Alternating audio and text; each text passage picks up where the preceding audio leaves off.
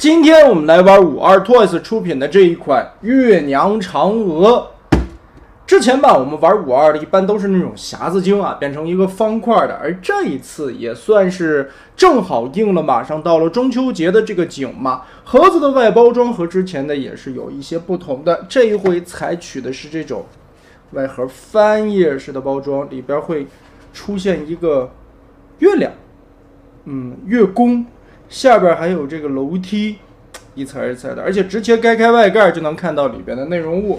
里面的内容物除了说明书之外，这一回还会附带一张嫦娥的明信片，也是到了中秋节嘛，大家可以写上一些祝福的话语送给别人。广寒宫冰皮儿，还真是一冰皮月饼，非常像广式的那种就很好吃的月饼。我不知道全国各地各式各样的月饼是什么样子的，我们本地的月饼都是那种，尤其小的时候啊，喜欢在小区里边或者说在街道里边，它会有那种拿泥和砖临时搭起来的烤月饼炉，大家自己从家里边拿上米面糖油这些东西过去以后专门去制作月饼。现在可能已经没有这种了，因为环境污染也比较严重嘛，现在都节能减排，这些东西也慢慢的已经成为历史的过去了。不过还是很怀念以前过中秋节以前家家打月饼的日子。但是这种广式月饼呢，应该是南方的朋友们喜欢多吃一些吧。其实现在物流这么发达嘛，现在南北的差异也越来越小了。我也很喜欢吃这种广式月饼，因为真的很好吃，很甜，外形就是这么个样子了。来，我们直接开始变形吧。首先这一回的变形和之前匣子不一样了，它需要拆件的，要把月饼从上到下分成2层打开，这里边的扣子还是挺紧的。下边的这个壳拿出来了以后，我们再把它拆分一下，把中间的套盒卡扣都打开。这里的卡扣啊都是上下搓动的 T 型的咬合，把这里都延展开。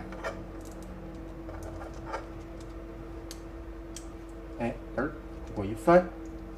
这里也打开。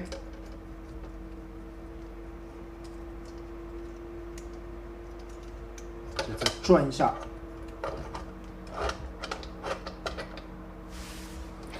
这个呢其实就相当于踩的一个祥云的地台吧。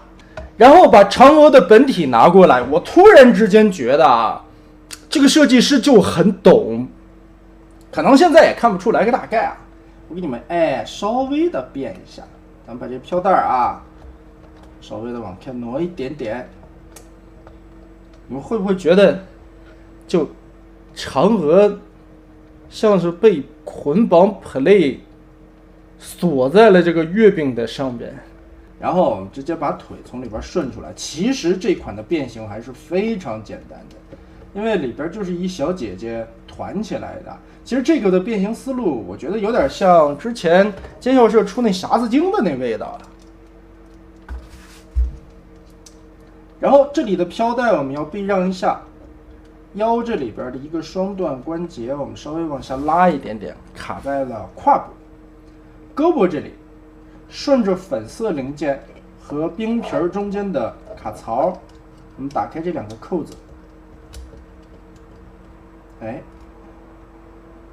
这里边拉出来。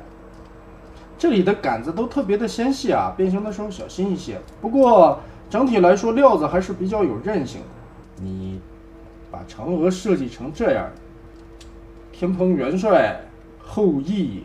吴刚这些人不会找你算账吗？我觉得这样归一下吧。袖子啊，这种长甩袖。好，现在先变成了大概的这个样子，正面的人形基本上就变得差不多了。我们翻到背后来，下方这里有几个脱开的卡扣，把这里都打开，然后这个地方的卡扣下方是这种 C 型的咬合，把这里也打开，然后这个地方稍微的转一转。好，变成差不多这个样子。我们还有一个小细节，头上的这个头饰，这2根管子是软胶件，我们把它拉过来插到头顶上，这个凹槽里，把嫦娥的发饰弄好了。眼睛是2个很通透的透明件，所以很好看。翻到后面来，把这个冰皮儿我们最后再整理一下吧。好，最后整理一下背包，大概其实就是这个样子了。我终于知道这2个轮子是干嘛用的，其实就是变成背包以后在地上支着，来回在地上滑动的一种感觉吧。其实整体来说，这个的变形并不好玩，因为身上基本上就是连杆包壳的设计吧，把这个冰皮然后变成一个月饼的形状，把嫦娥包在了里边。但是呢，抛开了这个变形设计，整体来说这个人形做的还是挺不错的，颜色搭配很粉嫩，很可爱，就感觉这个更像是女性设计师的一些作品吧。反正这个题材我觉得是比较偏女性向的，而且这个就莫名的像，为什么我会想到貂蝉呢？又或者说卡比尼这一类的。